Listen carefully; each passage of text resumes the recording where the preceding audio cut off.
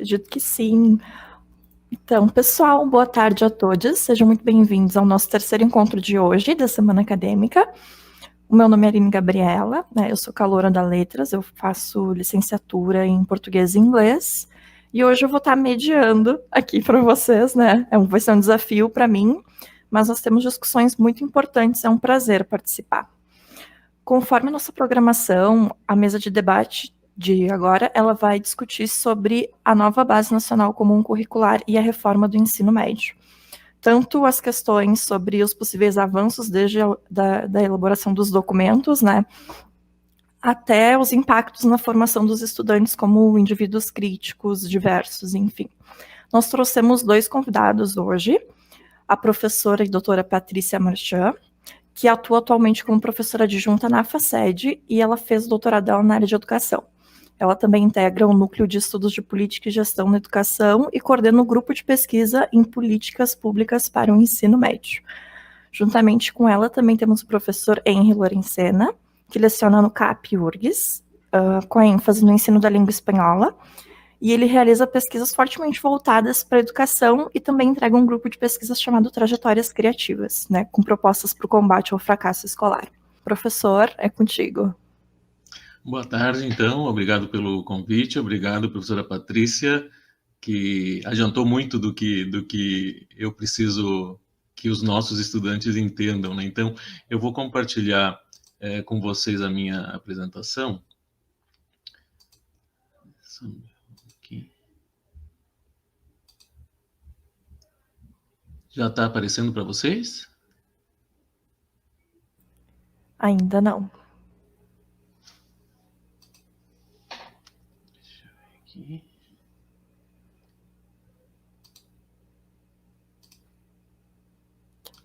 Aqui, agora sim.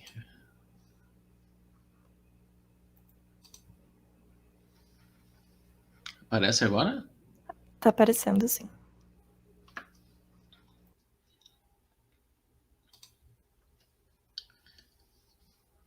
Então, pessoal, a minha fala ela vai ser complementar ao que a professora Patrícia comentou. Eu vou até recuperar algumas questões, e eu vou abordar principalmente naquilo que a BNCC nos tirou. A gente, lembrando que nós tínhamos antes da BNCC, do golpe de 2016, né, nós tínhamos um ambiente favorável para a questão do espanhol desde 2005, quando tinha sido homologada a Lei 11.161, que tornava a língua espanhola uma disciplina de oferta obrigatória, mas facultativa por parte dos estudantes. Né? Com o governo Temer, em fevereiro de 2017, surge então já essa primeira mudança que afetou diretamente a questão do ensino da língua espanhola. Não é? Se mudou a LDB, onde se tirou a questão da pluralidade, quando, em referências a línguas estrangeiras, nós tínhamos a possibilidade da comunidade escolar definir 2 línguas estrangeiras, né? Uma a escolha da gestão escolar e outra da própria comunidade. Isso foi alterado com a imposição somente do ensino da língua inglesa, né? Algo que vai acontecer com a homologação da BNCC. A BNCC ela afeta justamente 2 questões que eu trabalho, não é? Que é a língua espanhola e a questão da distorção idade-série, né? Que de repente para quem nunca ouviu falar, né? São aqueles estudantes que acumulam 1 ou 2 ou mais anos de retenção escolar, mas permanecem nas escolas, né? Esse grande número ele se concentra aqui no Brasil nos anos finais do ensino fundamental. E no nosso estudo da base, nós percebemos que essas 2 questões elas ficavam totalmente prejudicadas, não é? A questão do espanhol, evidente, simplesmente se descartava a possibilidade do ensino da língua espanhola, embora ficasse nas entrelinhas algumas menções ao espanhol. Por que isso? Porque a base, com a pressa que ela teve que ser homologada, justamente pelas questões dos financiamentos, ela deixou parte das redações anteriores não é? Então, é um documento feito a muitas mãos, em períodos diferentes também, não é? Ela começou com uma proposta, ela foi transformada e simplesmente acabou sendo despejada nessa versão. Então, ficaram resquícios, né, do espanhol em muitos capítulos da base, né? Como, por exemplo, a questão das escolas bilíngues de fronteira, que é simplesmente um programa que o Temer acabou, no entanto, ficou ali em algumas notas de rodapé a menção à proposta das escolas bilíngues, não é? Já em 2018, nós começamos a fazer uma leitura da base, pensando justamente em localizar brechas. Todo documento, né, ele permite, muitas vezes, interpretações ou descuidados, não é, na escrita. Então, nós fizemos um estudo, peneirando todo esse texto, tentando achar brechas onde a gente pudesse auxiliar os professores, as formações de professores, nessas questões da implementação de um currículo que não fosse tão fechado como ele era proposto na base, como a professora Patrícia falou, independente da propaganda, não é? Que mostrava, né, a possibilidade dos estudantes escolherem, né, seus itinerários, ampliação de carga horária, nós imediatamente percebemos que isso não iria acontecer na realidade da maioria das nossas escolas. E é interessante porque a BNCC, ela tinha, na proposta inicial, um capítulo específico para as línguas estrangeiras, com uma abordagem realmente plural, uma abordagem de muita democratização do acesso às línguas dentro do ambiente escolar.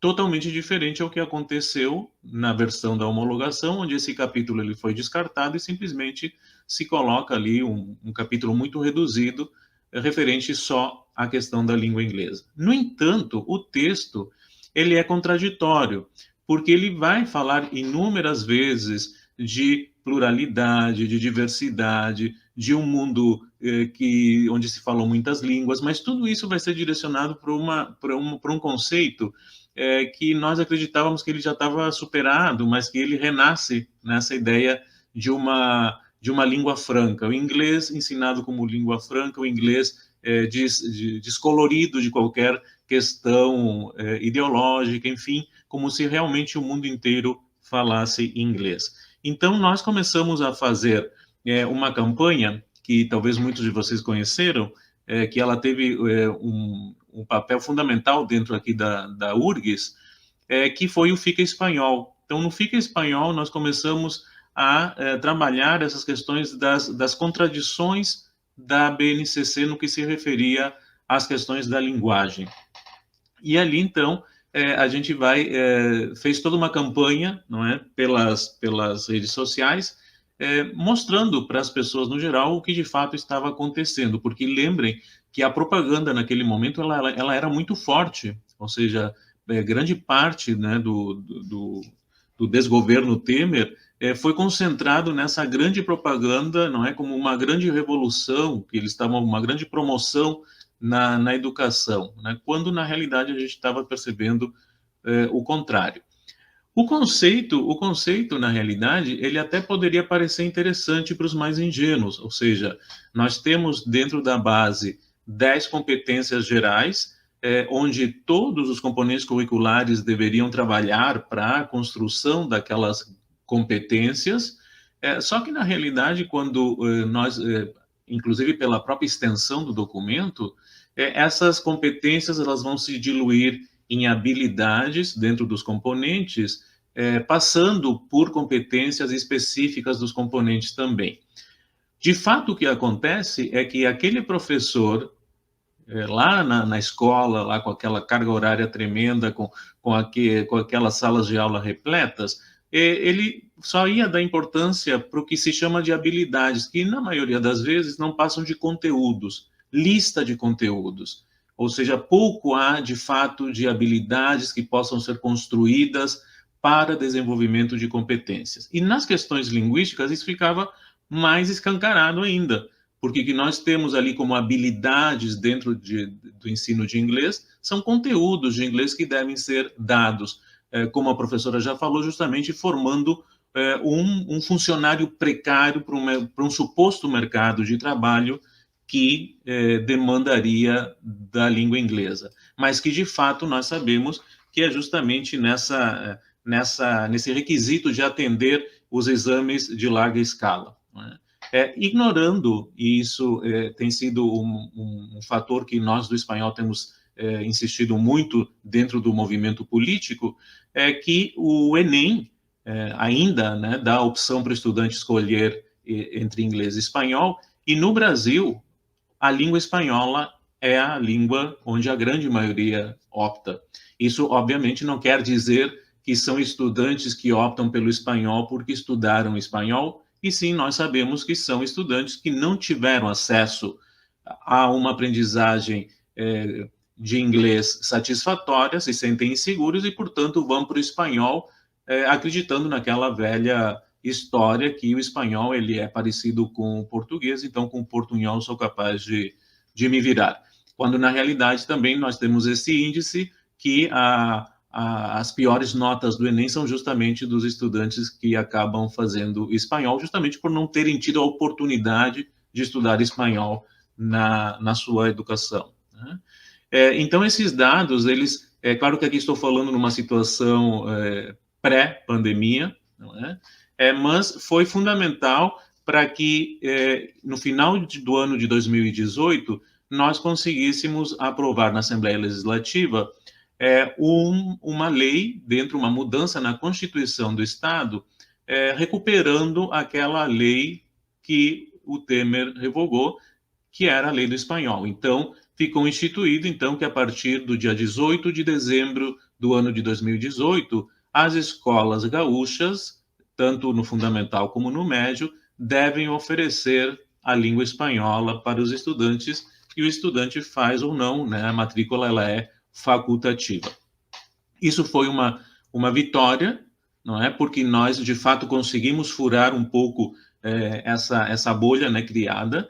Houve muita discussão com a própria Secretaria de Educação, que acreditava que a lei estadual ela não poderia interferir numa lei federal, enfim, mas aos poucos, não é, dentro da disponibilidade que a Secretaria de Educação dispõe, no caso de contratação de professores, abriu, então, espaço, e dentro do marco referencial do ensino médio, o espanhol ele foi incluído, ele é contemplado. Mas, obviamente, que nós sabemos que isso não aconteceu em todas as escolas, inclusive pela carência de professores e principalmente pela não realização de concursos públicos, não é? E aqui, no nosso caso, no Rio Grande do Sul, a gente trabalha também muito com os dados reais, tanto da nossa indústria, do turismo, porque já que estamos vivendo, infelizmente, esse momento político onde os nossos representantes não são nossos, e sim parecem mais, são representantes de fato da iniciativa privada, a gente passou a pesquisar também dados que motivassem os nossos políticos para que vejam a importância do espanhol e como o espanhol ele pode contribuir também para a formação desse estudante, né, que eles enxergam como um trabalhador. Nós temos dados do turismo no Brasil, no Rio Grande do Sul. Aqui vejam que é a terceira entrada de turistas no Brasil, e são todos turistas de língua espanhola, assim como a grande maioria de turistas que vinham no Brasil até o ano 2017, que são os dados que nós tínhamos, né? Então, essa PEC, né, que foi a alteração da nossa Constituição, ela saiu com sucesso.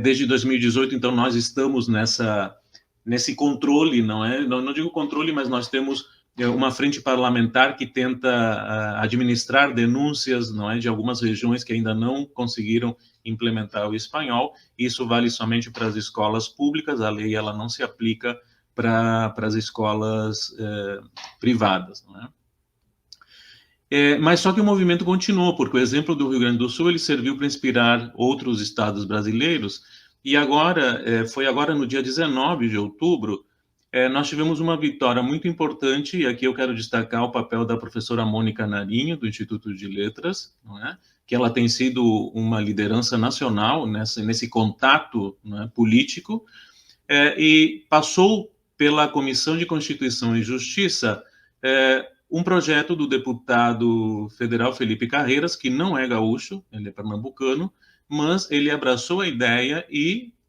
foi aprovado, então passou por essa comissão, e agora o próximo passo é ir para votação direto no plenário do Congresso, não é, que deve acontecer provavelmente no início do próximo ano. Não é? Vejam que dos deputados presentes, né, nós tivemos 37 a favor e 11 contra. O mais triste dessa questão toda, e aí eu convido para quem não tem assistido, né, que tenha esse exercício de paciência, porque é lamentável, não é, as discussões que os políticos fazem em relação à educação. Ou seja, os argumentos, a falta de argumentos principalmente, não é? Porque não são professores, não são pesquisadores, são simplesmente achômetros, não é? Levados sempre pela questão econômica, levados sempre pelos interesses das grandes corporações, não é? Que de fato elas estão com o olho em cima do que é o ensino no nosso país. Então, o mais interessante aqui, obviamente, além da questão do espanhol, é justamente essa brecha que pode se abrir, ou seja, já essa discussão indo para a votação no Congresso, para a inclusão do espanhol, eu tenho certeza que isso vai abrir a discussão para as fragilidades da BNCC, porque não é só o espanhol, não é como a professora Patrícia já nos mostrou, ou seja, nós temos, é preciso que em algum momento este país escute os pesquisadores. Ou seja, se nós temos os exames de larga escala, que continuamente estão dando esses índices tão negativos para o Brasil, é um grande erro achar que aumentando carga horária de matemática e língua portuguesa que o Brasil vai superar o problema. Quando nós sabemos que o trabalho de superação dos problemas de letramento depende de um trabalho conjunto, depende da realização de um currículo de fato integrado. Eu não posso entender que o estudante ele vai superar suas deficiências de letramento somente por ter mais carga horária de uma disciplina. Por quê? Porque, simplesmente, se eu sou professor de matemática e eu tenho a minha carga horária ampliada, simplesmente eu vou contemplar mais aquela imensa lista de conteúdos que a BNCC apresenta.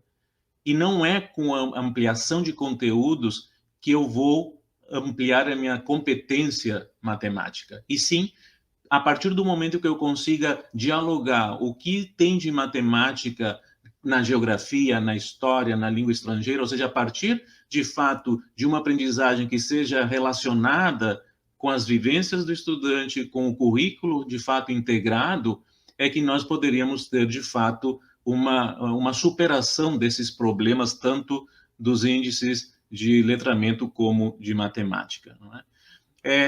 E justamente isso, a BNCC, ela está pensada para aquele estudante regular, aquele estudante que está na idade certa, não é? Um estudante idealizado, numa escola idealizada, que não é a nossa no Brasil, e principalmente com as grandes diferenças regionais que nós temos, inclusive as grandes diferenças dentro dos próprios estados brasileiros.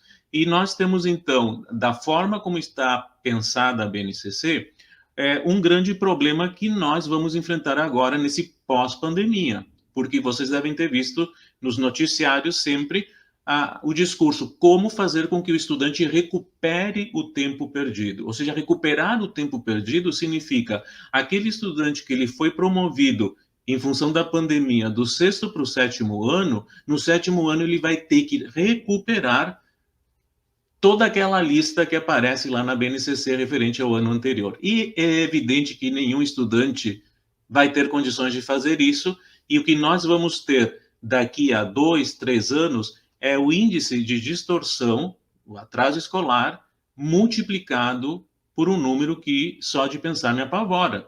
Porque vejam que antes da pandemia nós tínhamos no Brasil, por estimativas do Unicef, a partir de dados do censo escolar, mais de 7 milhões de estudantes com atraso escolar. Então, vejam que esse número, pessoal, ele é imenso. E se o critério de avaliar conhecimentos é, de fato, esse escalonamento de conhecimentos que a BNCC impõe, nós vamos ter esse número referente a fracasso escolar multiplicados provavelmente por 4 ou 5 vezes aqui no nosso país, se nós considerarmos a quantidade de estudantes que nesse período de pandemia eles de fato abandonaram a escola, não é? Então, eu termino aqui a minha fala justamente com esse alento e essa solicitação que vocês, como estudantes de letra, independente da língua que seja, que vocês se engajem nos movimentos, que participem, que vejam o que está acontecendo na nossa política, porque em algum momento nós temos que ser ouvidos, e nós, de fato, se nós conseguimos essas mudanças, tanto aqui no estado do Rio Grande do Sul, como essas mudanças que nós estamos batalhando para que aconteçam em nível nacional, é justamente a partir desse embate direto com os políticos, esses seres que deveriam ser nossos representantes, mas que, infelizmente, não estão sabendo fazer o seu papel, ou, na realidade, fazem seu papel de representantes de outras instituições. Então, é muito importante que a gente escute nesse diálogo, né, ou procura de diálogo com políticos. Nós sempre escutamos deles: eu não estou aqui para defender professores, eu estou aqui para defender uma empresa, eu estou aqui para defender o direito do empresário.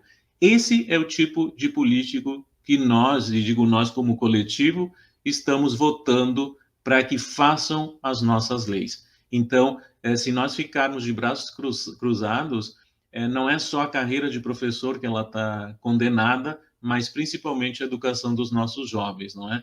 Então, não é somente pelo espanhol, mas é, de fato, pela revogação da BNCC, pela retomada, ao menos, do que a LDB, lá de 96, tinha, que nos contemplava de uma forma melhor, mesmo que não fosse perfeita, mas nem perto do retrocesso que nós estamos acompanhando e que esperamos, de alguma forma, poder reverter. Então, muito obrigado e fico à disposição para conversar com vocês.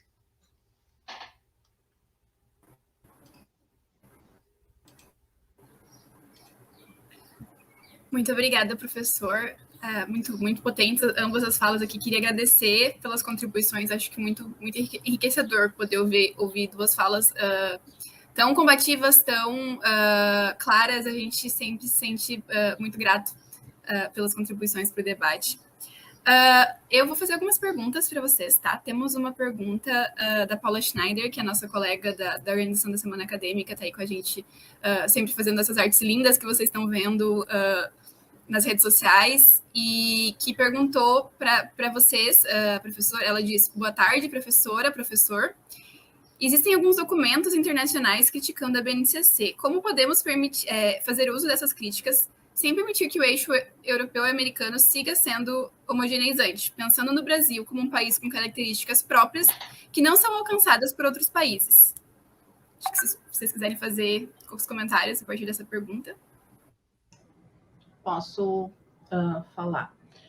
Acho que a primeira questão que a gente tem que destacar, atenuando as palavras, é o equívoco que esta reforma do ensino médio traz em estabelecer parâmetros internacionais, né? Ou seja, comparar estruturas desiguais e diferentes. Comparar o Brasil a outros países com condições completamente diferentes do que há do Brasil, e não somente condições mais qualificadas, mas estruturais também, com um número populacional menor, com uma rede de ensino extremamente menor em relação ao território nacional brasileiro. Então, acho que esse é o maior erro, né, o maior equívoco desta atual reforma, que é estabelecer um processo de regulação das políticas curriculares, levando em consideração parâmetros internacionais que não dão conta da realidade brasileira. O primeiro passo, né, que a Paula coloca ali, a questão de o que a gente pode fazer, o primeiro passo é considerar as necessidades e as realidades brasileiras. A gente não pode esquecer do movimento de ocupação das escolas do ensino médio no final do governo Dilma e início que teve o golpe, o início do governo Temer, que traziam necessidades concretas de alteração das escolas de ensino médio, traziam uma pauta condizente com a realidade das escolas públicas brasileiras e que foi completamente ignorada nesse texto final da Base Nacional Comum Curricular, né?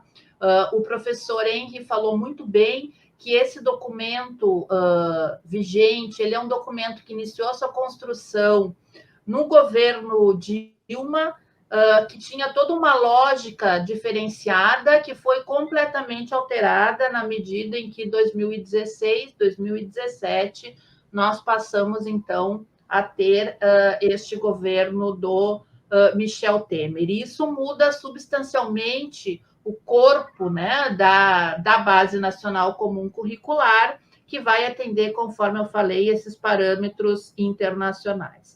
Outro ponto importante seria começar a levar em consideração, como o professor Henri também falou, as pesquisas que vêm sendo realizadas pelas universidades públicas e que evidenciam de diversas formas os caminhos que precisam ser tomados para que a gente tenha uma educação com maior qualidade e com maior equidade, né?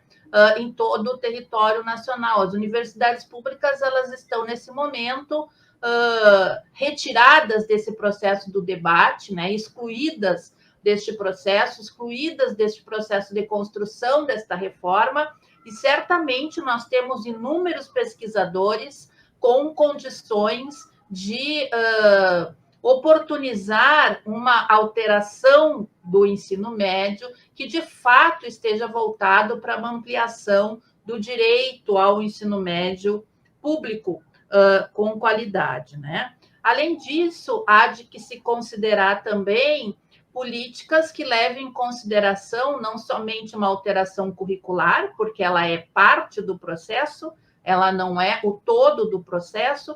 Portanto, essas políticas, elas precisam englobar uma ampliação de recursos financeiros. A gente não pode esquecer que esta reforma ela está dentro de uma emenda constitucional que estabeleceu o teto de gastos, ou seja, nós temos uma redução significativa dos recursos que estão sendo repassados para a educação pública.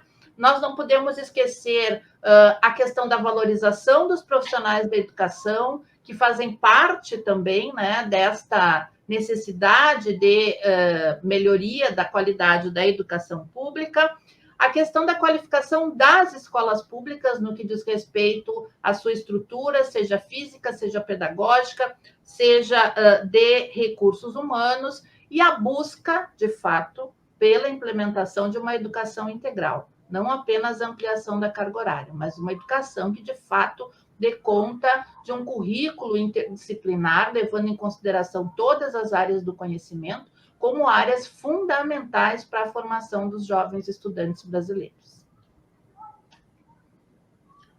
Perfeito. E eu complementaria justamente isso também, né? Nós temos que mudar essa mentalidade, porque se, por um lado, a gente está falando da valorização da ciência, mas não é só essa ciência de tubo de ensaio, né? Nós temos que valorizar toda a ciência que o Brasil tem produzido. E isso aí tem que ser colocado à disposição das nossas políticas, né?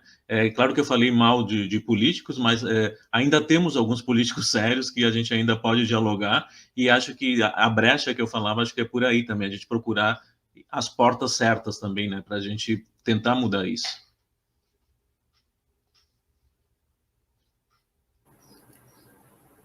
Perfeito, professor, muito obrigada. A gente tem mais uma pergunta da Daiane, e ela pergunta como ficará o vestibular, além de todos esses problemas. Acho que dá para comentar um pouquinho sobre esses processos avaliativos a partir das reformas, né?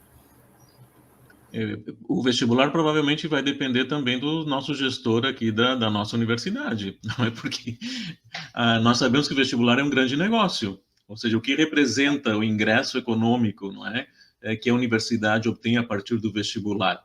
Então, também, né, como fica o vestibular vai depender tanto de um interesse, não é, que não é acadêmico, né, que é justamente o que isso significa em termos de economia para a universidade, e a própria pressão política para que a própria universidade acabe aderindo ao Enem, no caso do Enem, de fato, poder algum dia ser valorizado novamente, porque do jeito que vai, não é? A gente está vendo que nem uma coisa nem a outra. Então, infelizmente, o investimento público ele reflete diretamente no ensino superior. E aí o vestibular ele está em xeque ali, né?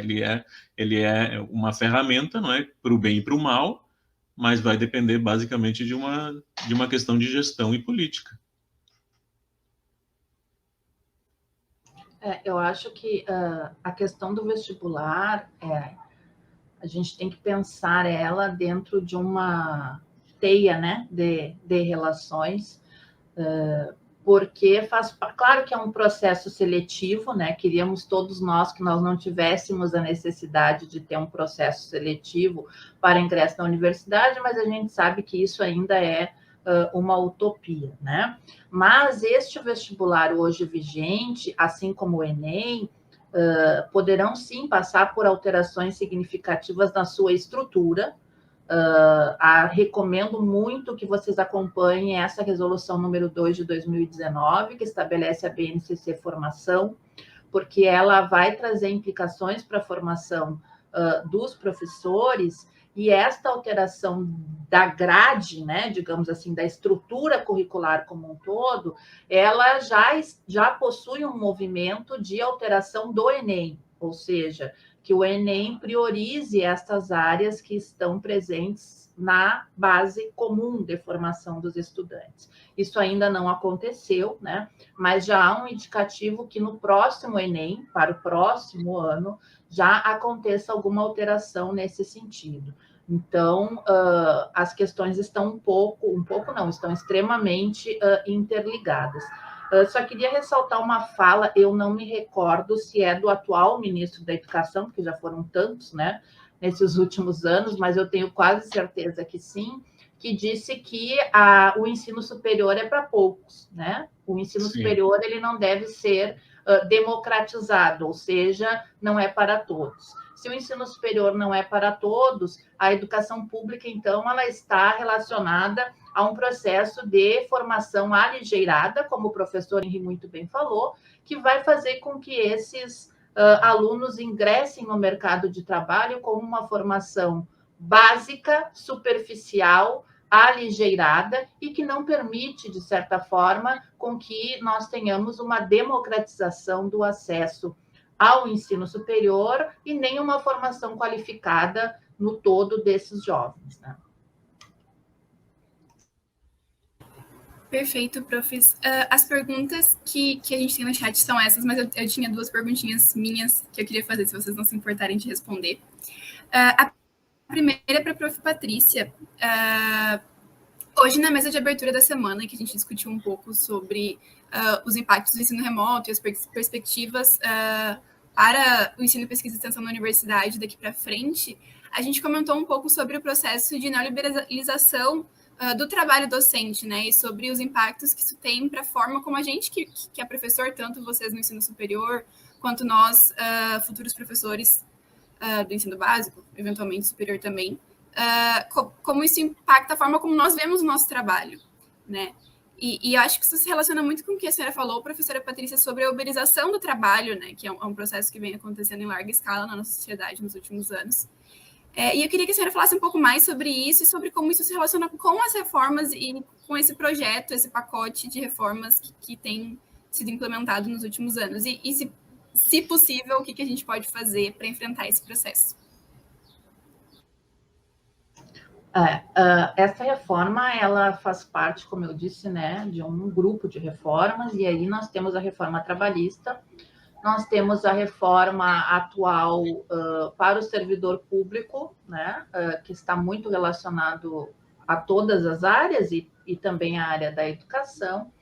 E essas duas reformas, elas nos levam a esta questão da precarização do trabalho, né? E o professor, o profissional docente, obviamente, que está dentro desse processo de precarização. Isso se dá na fragilidade das relações trabalhistas, isso se dá na desvalorização desses profissionais, a desvalorização não só no sentido financeiro, mas de um plano de carreira desestruturado, na falta, né, de melhoria nas condições de trabalho, e estas atuais reformas nos levam a esse processo de desestruturação e desorganização destas relações, né? No grupo que eu coordeno, nós temos vários professores que atuam nas escolas públicas do Rio Grande do Sul, e alguns deles atuam nas escolas de ensino médio.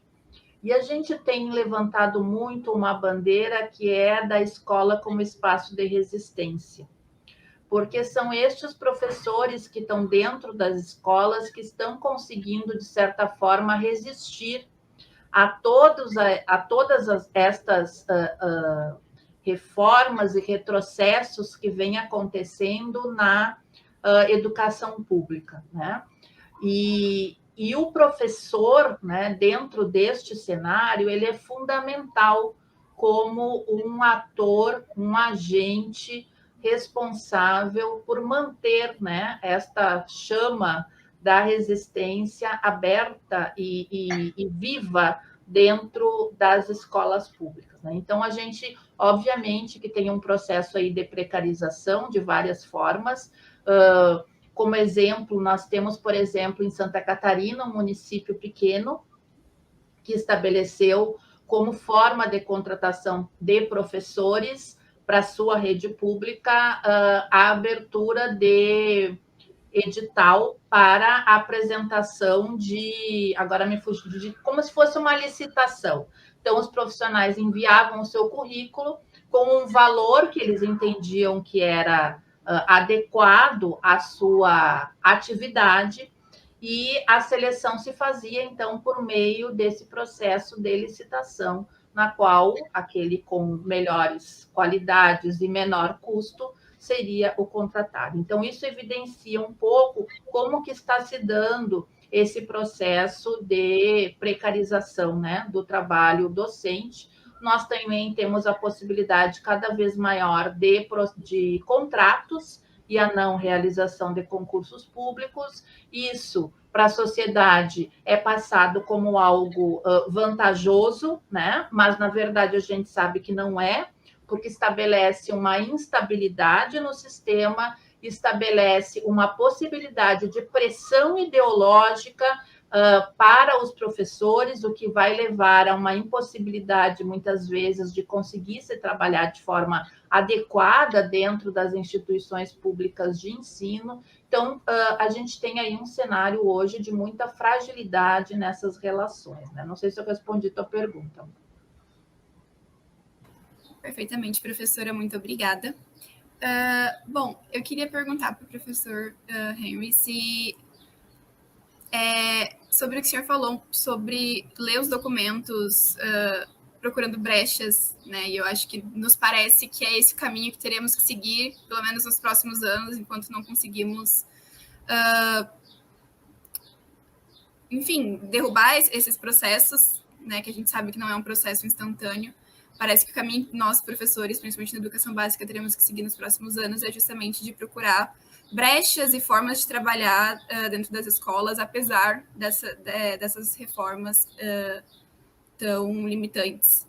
E eu queria perguntar, se o senhor puder falar um pouquinho mais sobre isso, o que o senhor acha que dá para fazer hoje no sentido de promover um ensino plurilingüe nas escolas de educação básica, tanto para os professores em formação da língua espanhola, quanto para nós que somos de outras línguas estrangeiras e que queremos construir juntamente esse processo mais abrangente da diversidade na educação básica no país. Eu acho que a gente tem uma experiência, assim, um pouquinho mais antigos, lá pelos anos 90, quando a gente começou a viver o processo de globalização, a gente viu como os movimentos locais, eles ganharam importância.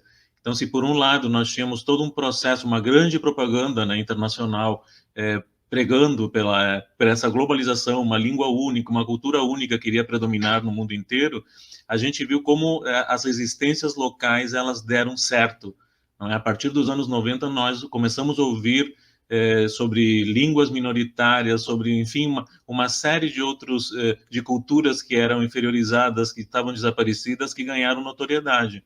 Então, eu acho que a resistência, ela vem por aí, a partir desse próprio enfrentamento às debilidades que esse documento ele vai acabar não realizando. Porque nós sabemos, atualmente, no estado do Rio Grande do Sul, não temos nem professor de inglês para todas as escolas. Aliás, hoje em dia, acho que não temos nenhuma área do conhecimento que tenha professores suficientes para atender essas escolas. Então, a partir desse trabalho, junto com as próprias comunidades, isso é muito importante, ou seja, que as comunidades estejam cientes do que está acontecendo na escola, não é? Que elas se envolvam no que está acontecendo para fazer as reivindicações. Nós temos muita experiência nesse contato político e nós sabemos que aquele político que é de uma determinada região, quando os seus eleitores estão botando a boca no trombone, ele se mexe. Isso aí vocês podem ter certeza. Então, a questão é essa, ou seja, que cada escola ela esteja dialogando com essa comunidade. A escola ela não pode ser jamais uma instituição isolada, ela tem que ter uma escuta dos estudantes, das famílias, não é? Esses problemas eles precisam cada vez mais serem compartilhados com as pessoas para que as pessoas entendam de fato o que está acontecendo e de fato possam acontecer mudanças. Não é? Nossos políticos eles funcionam por pressão. Então, a partir do momento, né, que essas promessas elas não vão se cumprir, e eu tenho muita expectativa que passando a pandemia, que os estudantes voltem para as escolas, os próprios estudantes vão ter que se mobilizar contra essa estrutura de abandono que estão as nossas escolas. E não é um problema só do Rio Grande do Sul, é um problema nacional, isso infelizmente, e eu acho que vai ser a partir do próprio movimento estudantil que vai ter que partir essa luta. Não é? E os professores temos que estar do lado dos estudantes, sim, com certeza. Senão as mudanças elas não vão acontecer. Muito obrigada, prof. Temos muitos elogios no chat. A professora Lia Schulz, a professora Natália Labella, do Instituto de Letras, estão acompanhando e mandaram os elogios delas na nossa palestra. Vários colegas também agradecendo pelas falas. Eu queria pedir, então, para vocês, como não temos mais perguntas, se quiserem fazer as considerações finais, para a gente ir encaminhando, então, para o encerramento. Aí depois a Aline fecha. Bom, muito obrigada mais uma vez. Bom, queria agradecer o convite, agradecer a oportunidade, né, de estar aqui realizando esse debate com o professor Henry, a Amanda, a Aline e todos os demais colegas que estão aqui presentes. Eu acho que é um tema extremamente importante na realidade, né, no período na qual nós estamos vivenciando. Me coloco à disposição para aprofundarmos o debate, convido a todos a participarem também dos debates que a gente vem realizando pelo nosso grupo de pesquisa, né, pelo GPEM, tanto no YouTube, nós também estamos lá no Instagram, Facebook, na nossa página, para que a gente possa dar continuidade a essa importante discussão que é a redução da garantia dos direitos sociais, do direito a uma educação pública, levando em consideração essa reforma do ensino médio. Muito obrigada pelo convite. Agradeço também o convite, não é? E também eu digo sempre, a gente vai estar logo ali abaixo, ali no Colégio de Aplicação, e o Colégio de Aplicação, desde o primeiro momento, ele se colocou nesse enfrentamento contra a BNCC, né? A nossa posição como escola, ela foi crítica, ela continua sendo crítica. Então, para todos aqueles que queiram saber como a gente está driblando, não é, essas imposições, o que está sendo feito em termos de política pública interna, não é, para resistir a essa política, vocês fiquem à vontade, não é, para logo poderem nos visitar e a gente poder discutir. Temos vários grupos, não é, de discussão. E também o grupo Fica Espanhol também, né, os professores de espanhol todos estão uma participação muito ativa nesse movimento, né? Nós temos, como eu falei no início, uma liderança importante aqui dentro da URGS, então convido que todos participem, independente da língua que vocês estudem, mas pensando nesse bem comum, não é? Nesse trabalho comum que é a educação, onde somos fundamentais. Eu sempre digo, o professor de língua estrangeira, muitas vezes ele é visto como aquele professor da hora da brincadeira, da hora do entretenimento com os estudantes, e não, nós temos um papel fundamental, como eu falei para você, nas questões da ampliação de possibilidades de letramento, de leitura de mundo. Então, eu acho que a gente tem que repensar também o papel da língua estrangeira dentro da nossa educação, e o nosso ativismo é para isso, não é? A gente precisa mudar. Então, muito obrigado a todos. Então, eu gostaria de agradecer novamente aos professores, né, porque a presença de vocês aqui é fundamental, né, pessoas que se debruçam sobre certos assuntos para estudarem eles, para mastigarem e trazerem para a gente, é sempre extremamente necessário, né, especialmente um assunto que afeta a educação, o futuro da educação no nosso país, que por consequência afeta a sociedade futura que a gente vai ter, né. Então, muito obrigada, vocês foram maravilhosos, então, o chat cheio de elogios, tá? E com razão. E eu queria aproveitar para relembrar da programação de amanhã, né, que a partir das 10 nós vamos ter uma mesa sobre escrita na pandemia, impactos e retratos da Covid-19 na literatura nacional contemporânea. E depois do intervalo da tarde, a partir das 3 nós teremos 2 oficinas, prática de revisão publicitária e escrita criativa. Depois, as sessões de comunicação, que serão trabalhos apresentados pelos nossos colegas, né, do bacharelado, da licenciatura, e não só da URGS, o que é muito legal. Algumas coisas o ensino remoto nos proporciona, e essa é uma delas, né. Outra coisa, a respeito do que foi discutido hoje, na quarta, nós vamos ter uma mesa sobre a crise na educação, né, tornar-se professor em tempos de sucateamento. Então, eu convido vocês para que venham, para que participem, que assistam, não só amanhã, né, lembrando que é das 7 às 19, mas também na sexta, também das 17 às 19, sobre os cortes na educação e as perspectivas da permanência estudantil. Bom, então, muito obrigado, gente. Estamos finalizando aqui. Beijo. Muito obrigada pela presença de vocês. E é isso.